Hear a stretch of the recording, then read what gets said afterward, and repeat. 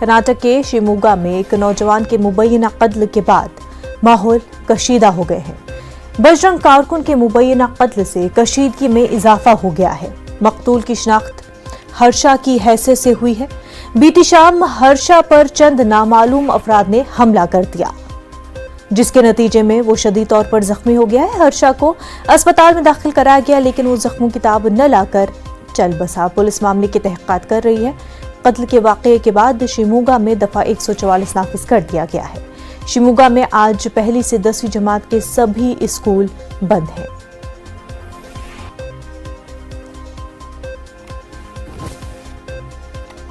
ಘಟನೆ ಇದರ ಹಿಂದಕ್ಕಿದೆ ಅನ್ನುವಂಥದ್ದು ನನಗಿನ್ನೂ ಕೂಡ ಮಾಹಿತಿ ಸಿಕ್ಕಲಿಲ್ಲ. 4-5 ಜನ ಯುವಕರ ಗುಂಪಿದೆ ಅದರ ಹಿಂದಕ್ಕೆ ಅನ್ನುವಂಥ ಮಾಹಿತಿ ನನಗೆ ಸಿಕ್ಕಿದೆ. ಈಗ ಪರಿಸ್ಥಿತಿ ಕಂಟ್ರೋಲ್ನಲ್ಲಿದೆ. ಅದೇ ರೀತಿ ಕಂಟ್ರೋಲ್ನಲ್ಲಿ ಇಡುವಂಥ ಪ್ರಯತ್ನ ಮಾಡಿದ್ದಾರೆ. ಶಾಲಾ ಕಾಲೇಜುಗಳನ್ನ DC ಅವರು आदेश ಕೊಟ್ಟು ಇವತ್ತು ಕ್ಲೋಸ್ ಮಾಡಿದ್ದಾರೆ. बेंगलुरु से हमारे नुमाइंदे रूफ हमारे साथ जुड़ चुके हैं। रूफ, पूरा मामला क्या है? जी देखिए, शिवमोगा के भारतीय कॉलोनी में कल रात जो है बजरंग दल के एक सरगर्म कारकुन हर्षा का कत्ल का हुआ है। जी। इस कत्ल के मामले के बाद यहाँ पर तशद्दुद रोनुमा हुआ है। कल रात से ही शिवमोगा के मुख्तलिफ इलाकों में पुलिस का जबरदस्त पहरा था। इसके बावजूद जो है तशद्दुद के वाकयात पेश आए हैं। गाड़ियों को नजरातिश किया गया है और कई मकामात पर पथराव के वाकयात पेश आए हैं। तो इस मामले के बाद रियासत में एक तरह से जो है हलचल दोबारा मच गई है। ये शिवमोगा वो मुकाम है जहां से बीजेपी के बड़े बड़े लीडर्स नुमाइंदगी करते हैं, चाहे शिवमोगा जिले से, चाहे वो येडियुरप्पा हो, चाहे वो ईश्वरप्पा हो, या फिर रियासत के वजीर दाखिला अरग ज्ञानेंद्र हो, इसी जिले की नुमाइंदगी करते हैं। तो यहाँ पर अभी थोड़ी देर कबल असेंबली के deputy opposition leader UT Khader ने इस कत्ल के वाक़े की सख्त अल्फाज में मजम्मत की है और लोगों से अपील की है कि वो अमन और अमान बरकरार रखें। तो इस लिहाज से इसकी क्या वजह है ये अभी खुलकर सामने नहीं आई है। एक बात कही जा रही है कि पुरानी रंजिश थी, और एक बात ये कही जा रही है कि गांजे का मामला था, ड्रग्स का मामला था। ये भी एक बात सुनने में आ रही है। बहरहाल शिवमोगा में हमने देखा कि पिछले दिनों में काफी यहाँ पर पुरजोर तरीके से एहतजाजी मुजाहरे हुए थे और यहाँ पर जो है शिवमोगा के बापूजी नगर की कॉलेज में भगवा झंडा लहराने के बाद और इसकी हिमायत में रियासत के वजीर और बीजेपी के सीनियर लीडर ईश्वरप्पा ने इसकी हिमायत में बयान दिया था, भगवा झंडे की हिमायत में बयान दिया था। तो इस बयान के बाद कांग्रेस का मसलसल एहतजाज जारी है।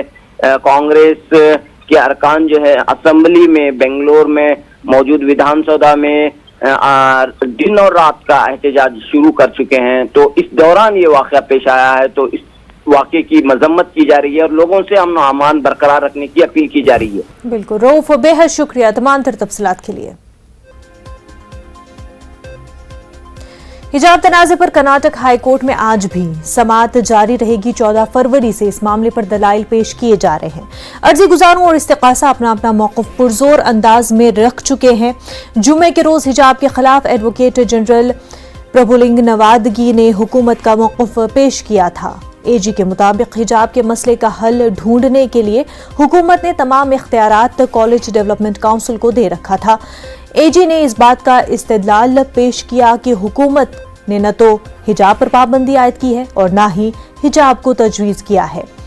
उनके मुताबिक हुकूमत ने तलबा से कहा कि वो कॉलेज डेवलपमेंट काउंसिल के हुक्म पर अमल करें।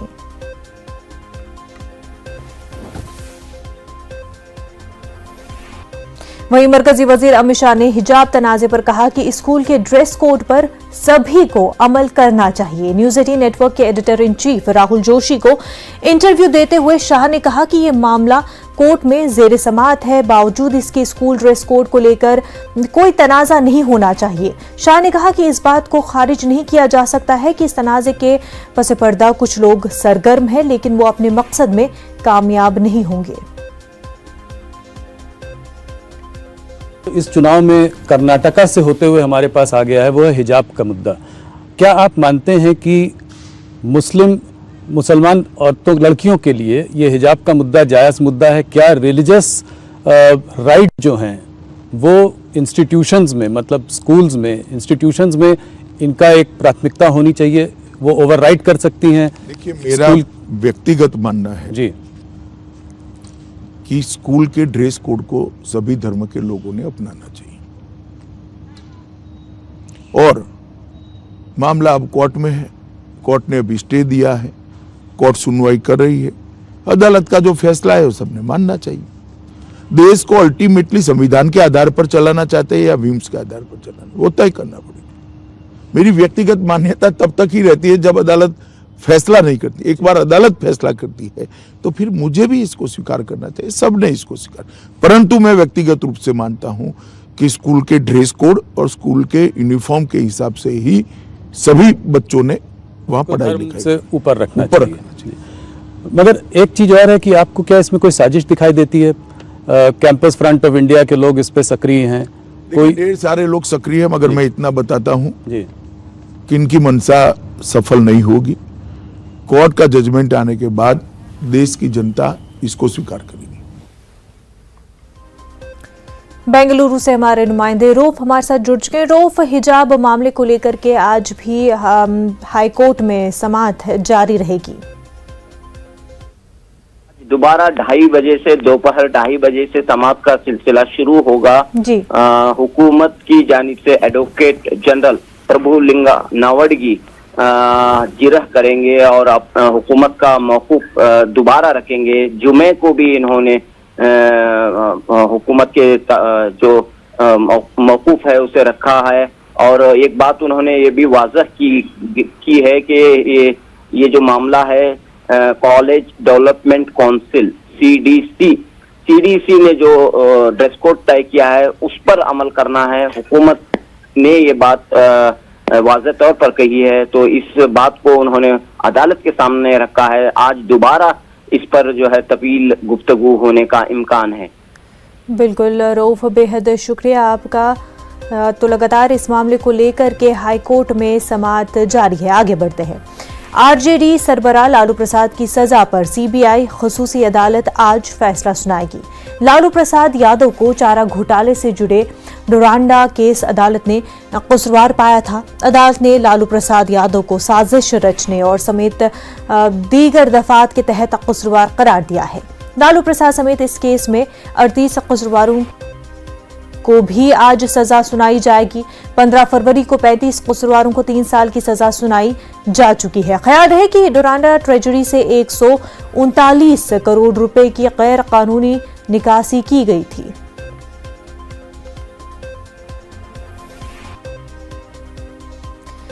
रांची से हमारे नुमाइंदे संजय सिन्हा हमारे साथ जुड़ चुके हैं। तो आज जो है सजा का फैसला लालू प्रसाद यादव के लिए हो सकता है। जी आज बड़ा फैसला आने वाला है। डोरांडा ट्रेजरी से अवैध निकासी मामले में कुल जो है 139 करोड़ 35 लाख का यह पूरा मामला है और चारा घोटाला का सबसे बड़ा मामला है। तो आज लालू प्रसाद समेत कुल 38 जो दोषी जो करार दिए गए हैं पिछले 15 फरवरी को, उनके मामले में आज सजा सुनाई जाएगी। और सबसे बड़ी बात यह है कि इसमें यह आज जो सजा सुनाई जाएगी वीडियो कॉन्फ्रेंसिंग के माध्यम से सुनाई जाएगी, क्योंकि लालू प्रसाद बीमार हैं और इस समय रिम्स के पेइंग वार्ड में है। तो लिहाजा वही व्यवस्था की गई है कि वीसी के जरिए लालू प्रसाद की पेशी हो। इसके अलावा जो 36 अन्य दोषी हैं वो इस समय होटवार जेल में हैं, तो उनके लिए वहां से जेल प्रबंधन ने व्यवस्था की है, वहां से जुड़ेंगे। करीब 12 बजे इस मामले में की सुनवाई होगी वीसी के जरिए। और जैसा कि लालू प्रसाद के जो खिलाफ है कुल जो है आईपीसी और पीसी की जो धारा लगाई गई है उस धारा में कम से कम 1 साल और मैक्सिमम जो है 7 साल की सजा का प्रावधान है। तो टेक्निकल चीज ये है कि अगर लालू प्रसाद को 3 साल तक की सजा होती है तो लालू प्रसाद को सीबीआई कोर्ट से बेल मिल सकती है, इसकी उम्मीद है। लेकिन अगर 3 साल से 1 दिन भी ज्यादा होती है तो फिर लालू प्रसाद को बेल के लिए हाईकोर्ट का रुख करना पड़ेगा। जी बिल्कुल संजय, बेहद शुक्रिया आपका। एक छोटा सा ब्रेक लेंगे, जल्द होंगे हाजिर।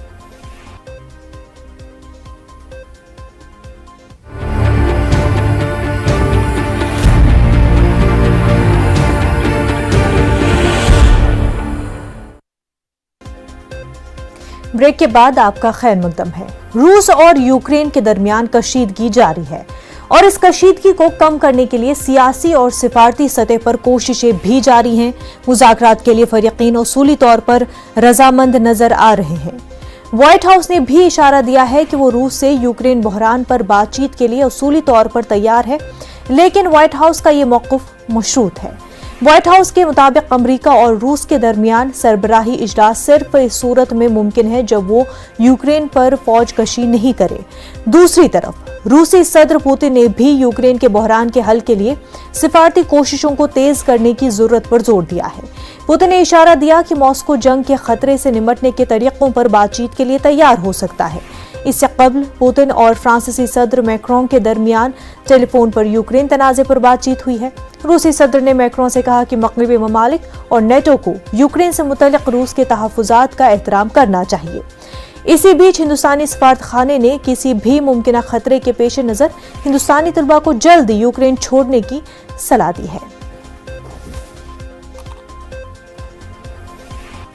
आलमी अमूर के माहिर मुहिबुल हक साहब हमारे साथ जुड़ चुके हैं। खैर मकदम है आपका मुहिबुल हक साहब। ये बता दें कि एक तरफ व्हाइट हाउस और रूस भी चाहता है कि बातचीत हो, रजामंदी भी दिखाई दे रही है, लेकिन यूएस का फिर वही जो एक तरह से वार्निंग दिया जा रहा है कि तभी बातचीत मुमकिन होगी जब इन्वेड नहीं करेगा रशिया यूक्रेन को। देखिए, रशिया पहले से कहता रहा है कि उसका कोई इरादा इन्वेजन का नहीं है जी, लेकिन जाहिर सी बात है जब मिलिट्री बिल्डअप किसी कंट्री के बॉर्डर पे होता है तो खदशात उस कंट्री के बढ़ जाते हैं और इस बात से इनकार नहीं किया जा सकता कि यूक्रेन और रशिया के बीच में सब्सटेंशियल डिस्प्यूट्स हैं। लेकिन जहां तक यूएस और ब्रिटेन का ताल्लुक है, अगर आप देखें वार मॉन्गरिंग इनके यहाँ बहुत ज्यादा रही है इनकी फॉरेन पॉलिसी में जी। तो इराक के खिलाफ WMD का बहाना बनाकर जिसे कहते हैं एंग्लो अमेरिकन इंपीरियलिस्ट अलायंस ने जो अटैक किया जी, उसके बाद से जो सीरियस लोग हैं वो अमेरिका या ब्रिटेन की तरफ से अगर कोई वार्निंग दी जाती है तो उससे बहुत ज्यादा ट्रस्ट नहीं कर पाते जी। तो जाहिर सी बात है कि रशिया बार बार कहता रहा है कि उसके कुछ ग्रीवांसेस हैं, उसके कुछ इश्यूज हैं जिसको नाटो को या यूरोपियन कंट्रीज को रिजॉल्व करना चाहिए। और हम देख रहे हैं कि फ्रांस और जर्मनी जिस तरह से रशिया के साथ डायलॉग को इनकरेज कर रहे हैं और अब जिस तरह से अमेरिका भी तैयार हो रहा है डायलॉग के लिए, तो मैं ये समझता हूँ कि रशिया किसी हद तक अपनी जो उसकी जो पॉलिसी है उसमें वो कामयाब होता नजर आ रहा है। मुहिबुल हक साहब, वहीं इतवार को जिस तरह से जो फोर्सेस को हटाना था नॉर्दर्न बॉर्डर से, लेकिन उस फैसले से पीछे हट गई रूस और ऐसे में यूएस को मौका मिल गया बोलने का कि ये जो कदम उठाया है इससे साफ जाहिर होता है कि क्या कुछ इरादा, क्या कुछ नीयत रखती है रूस। देखिए, ये इस तरह की जो डील्स होती हैं या जो मिलिट्री डील्स आप देखें जो नॉर्दर्न बॉर्डर है यूक्रेन का और जिससे जो उनकी कैपिटल है की वो काफी करीब है, तो बिना रूस के साथ जो रूस के ताल्लुकात हैं उसका अंदाजा इंटरनेशनल कम्युनिटी को खूब है। और जाहिर सी बात है वो जो बेलारूस में जो उनकी ड्रिल है उसको सिर्फ एक्सटेंड किया है उन्होंने और एक्सटेंड किया। जाहिर सी बात है कि वो जो मिलिट्री ड्रिल है उससे एक खौफ जारी है यूक्रेन पे। चूंकि जो रशिया होता है वो काफी रशिया के जो एक्शंस होते हैं इंटरनेशनल लेवल में वो काफी डिसाइसिव होते हैं जी। और इसका अंदाजा इंटरनेशनल कम्युनिटी को भी है, नाटो को भी है और अमेरिका को भी है जी। इसलिए वो खदशात हैं, लेकिन मैं ये समझता हूँ कि वो उस वक्त तक दूर नहीं होंगे जब तक ईस्ट वेस्ट एक्सपेंशन का जो प्लान है यूनाइटेड स्टेट्स ऑफ अमेरिका या नाटो का जिसमें पोस्ट सोवियत कंट्रीज को इंक्लूड करना है, मैं ये समझता हूँ कि ये डेडलॉक दोनों कंट्रीज के बीच में बना रहेगा। वहीं मुहिबुल हक साहब, यूक्रेन और रूस दोनों ही तरफ से इल्ज़ाम लगाया जा रहा है कि भारी शेलिंग हो रही है जिस बीच 2 सिविलियंस भी मारे गए। ऐसे में लेकिन यूक्रेन सदर और रूसी सदर दोनों चाहते हैं कि इस पूरे मामले का हल डायलॉग से हो, तो क्या कुछ मुश्किलें आ रही हैं या और भी आ सकती हैं आगे मुज़ाकरात में? देखिए, इसमें बहुत बड़ा रोल जो है वो यूक्रेन को तय करना है। यूक्रेन में थिएटर वॉर बनता है अगर कोई सूरत हाल वॉर की पैदा होती है, तो यूक्रेन के जो डोमेस्टिक कंपोजिशन है उनको देखना होगा। एक तो सिग्निफिकेंट रशियन माइनॉरिटी जो ईस्ट में है वो उसके अपने ग्रीवांसेस हैं, उनके रशिया के साथ जो इमोशनल अटैचमेंट है, नंबर 1। नंबर 2, यूक्रेन को अगर आप देखें तो उसका जो लोकेशन ये है कि वो रशिया को बहुत ज्यादा नाराज करके बहुत चैन से नहीं रह सकता।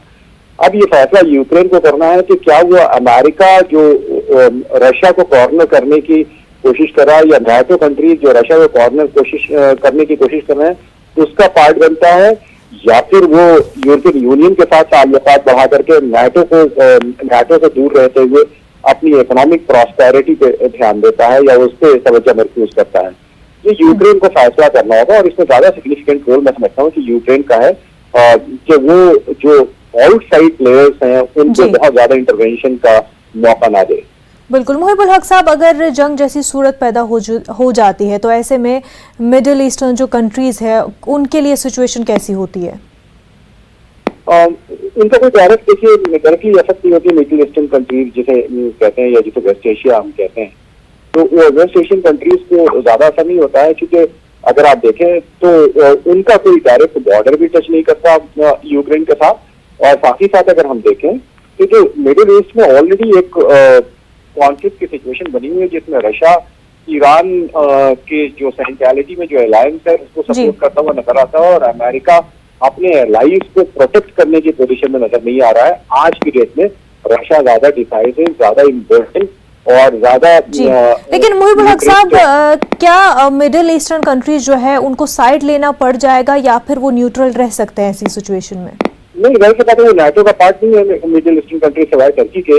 अगर आप देखें तो उनके ऊपर कोई बर्डन नहीं है कि वो साइड ले किसी भी पार्टनर के। जाहिर सी बात है जो उनके अलायंस है वो एग्जैक्टली वहाँ मिडिल ईस्टर्न प्रॉब्लम्स के साथ है, तो मैं नहीं समझता कि उनको कोई साइड लेने की जरूरत पड़ेगी। बिल्कुल मुहिबुल हक साहब, बेहद शुक्रिया आपका हमारे साथ बात करने के लिए। आगे बढ़ते हैं। वज़ीर आज़म नरेंद्र मोदी ने बरतानिया की मलिका एलिजाबेथ दोम के कोरोना वायरस से मुतासर पाए जाने के बाद उनकी जल्द सेहतयाबी की ख्वाहिश की है। बकिंघम पैलेस ने अपने बयान में कहा कि मलिका एलिजाबेथ दोम को नज़ला जुकाम की हल्की अलामात हैं। एलिजाबेथ दोम अपनी विंडसर कासल की रिहाइशगाह पर है। उसके बाद पीएम मोदी ने ट्वीट किया कि मैं मलिका एलिजाबेथ की जल्द सेहतयाबी की ख्वाहिश करता हूं और उनकी अच्छी सेहत के लिए दुआ करता हूं। ख्याल रहे कि मलिका बरतानिया एलिजाबेथ दोम की उम्र 95 साल है। चंद रोज कबल ही मलिका एलिजाबेथ ने ऐलान किया था कि उनके बाद शहजादा चार्ल्स बादशाह और उनकी अहलिया कैमिला पार्कर मलिका बरतानिया होंगे। ऑस्ट्रेलिया ने आज से अपनी बैनुल-अक़वामी सरहदें मुकम्मल तौर पर मुसाफिरों के लिए खोलने का फैसला किया है। कोरोना वायरस वबाई अमराज को मद्देनजर रखते हुए तकरीबन 2 साल तक बैनुल-अक़वामी सरहदों को बंद रखा गया था, लेकिन अब मुल्क में एक दिन में 50 से ज्यादा बैनुल-अक़वामी परवाजें आएंगी। वज़ीर आज़म ने मेलबर्न इंटरनेशनल एयरपोर्ट पर ब्रीफिंग देते हुए कहा कि इंतजार खत्म हो चुका है, अब सयाहों के इस्तकबाल का वक्त है।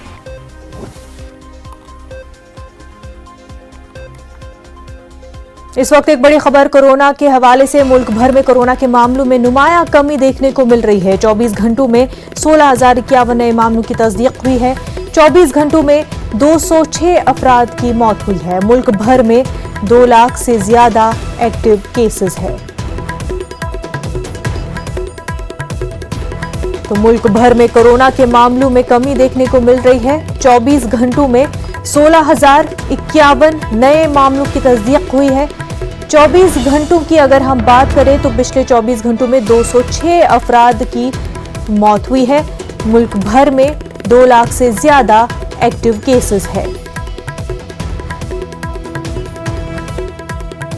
तो लगातार पूरे मुल्क में कोरोना के केसेस में कमी देखने को मिल रही है, जो कि अच्छी खबर है। कोरोना के केसेस जो है कम होते हुए दिखाई दे रहे हैं। अगर हम 24 घंटों की बात करें तो 16,051 नए मामलों की तस्दीक हुई है। 206 अफराद की पिछले 24 घंटों में कोरोना से मौत हुई है। वहीं पूरे मुल्क में एक्टिव केसेस की जब हम बात कर रहे हैं तो 2 लाख से ज्यादा कोरोना के एक्टिव केसेस पूरे मुल्क में है।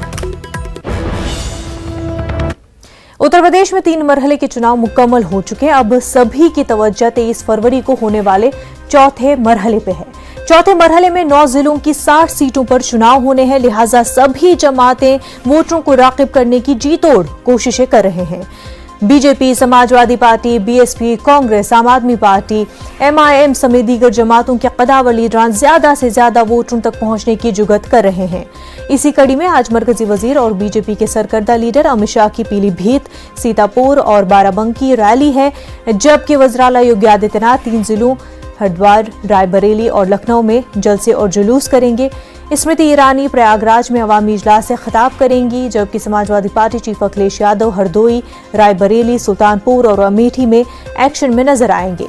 कांग्रेस जनरल सेक्रेटरी प्रियंका गांधी लखनऊ में आज रोड शो करेंगी, जबकि दिल्ली के वज़ीर आला और आम आदमी पार्टी के कन्वीनर अरविंद केजरीवाल बाराबंकी में रैली करेंगे।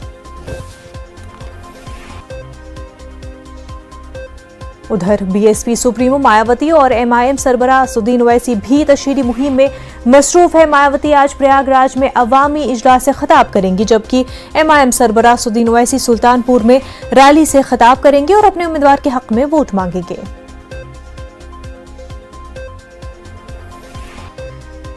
यूपी के इंतखाबात के मद्देनजर मंजरनामा वाजे कर दिया है। हालांकि बीजेपी की जमीन उखड़ गई है, इसलिए वो किसी भी हद तक जा सकती है।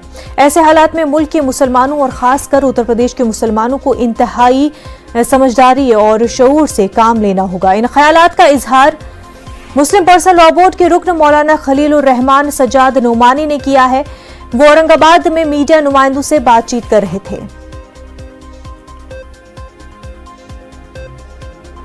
अभी तक यूपी के इलेक्शन में उनकी इस किस्म की मजमून कोशिशों का नुकसान उन्हीं को पहुंचा। उनकी जो अंदरूनी हकीकत है वो पूरी तरह खुलकर देश के सामने आ रही है और आनी चाहिए, तब मुल्क उनको पहचान पाएगा।